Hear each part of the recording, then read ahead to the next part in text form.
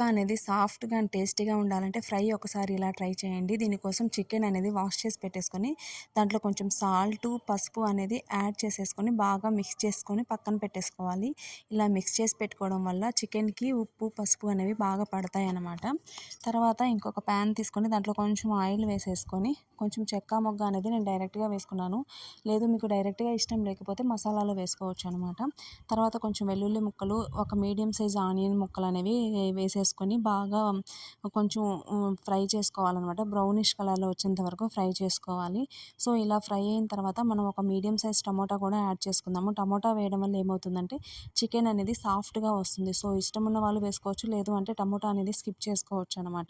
So, ఇలా మూత పెట్టడం వల్ల టమోటాలు, ఎర్రగడ్డలనేవి బాగా ఉడికిపోతాయి త్వరగా.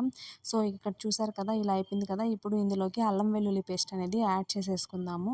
సో, ఇది కూడా పచ్చి వాసన పోయేంత వరకు మీడియం ఫ్లేమ్‌లో కుక్ చేసుకోవాలనమాట.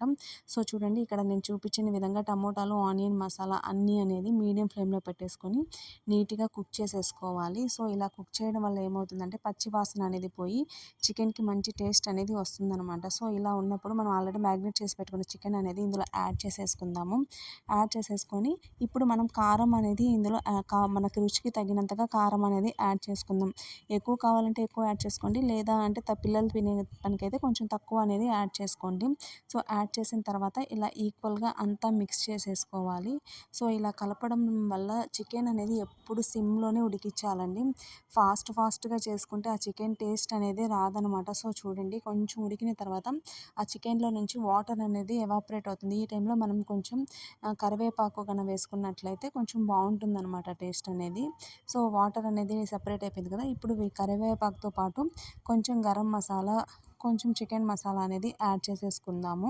సో, ఇప్పుడు కొంచెం ఇవన్నీ మిక్స్ చేసేసుకొని కొంచెం ప్లేట్ పెట్టినట్లయితే త్వరగా ఉడికిపోతాయి. సో, ఎప్పుడైనా సరే చికెన్ అనేది మనం ఎప్పుడు మీడియం ఫ్లేమ్‌లోనే కుక్ చేసుకోవాలనమాట. నేనైతే ఎప్పుడు అదే చేస్తానండి. మీడియం ఫ్లేమ్‌లో చేయడం వల్ల కొంచెం టైం అనేది పడుతుంది. బట్ టేస్ట్ అయితే చాలా బాగొస్తుంది. మనం హై ఫ్లేమ్‌లో పెట్టేసి ఫాస్ట్‌గా వండేయడం వల్ల ఆ టేస్ట్ అనేది అంతగా తెలీదనమాట. మీరు ఒకసారి మీడియం ఫ్లేమ్‌లో కుక్ చేసి ట్రై చేయండి. టేస్ట్ అయితే చాలా అంటే చాలా బావుంటుంది. అదిరిపోద్దసలు. వేడి వేడి అన్నంలోకి ఫ్రై తిన్నట్లయితే చాలా బావుంటుంది. ఇప్పుడు చూడండి కలర్ అనేది చేంజ్ అయిపోయింది. ఆయిల్ కూడా చికెన్ నుంచి సెపరేట్ అయిపోయింది. అంటే చికెన్ అంతా బాగా ఉడికిపోయిందనమాట. సో, మనకు కావాల్సిన కన్సిస్టెన్సీలో మనం దించేసుకోవచ్చనమాట. ఫైనల్‌గా అయితే కొత్తిమీర అనేది ఇందులో యాడ్ చేసేసుకున్నాను. కొత్తిమీర యాడ్ చేసేసుకొని కొంచెం మిక్స్ చేసేసుకొని ఒక 5 మినిట్స్ అనమాట ఇలా పక్కన పెట్టేసుకుందాము. తర్వాత దీన్ని వేడి వేడిగా సర్వ్ చేసుకుంటే చాలా అంటే చాలా టేస్టీగా ఉంటుంది. లెమన్ చల్లుకొని తింటే స్నాక్స్ లాగా కూడా తినొచ్చు. ఇలాంటి మరిన్ని ఐటెమ్స్ కోసం నా ఛానల్‌ని సబ్స్క్రైబ్ చేసుకోండి.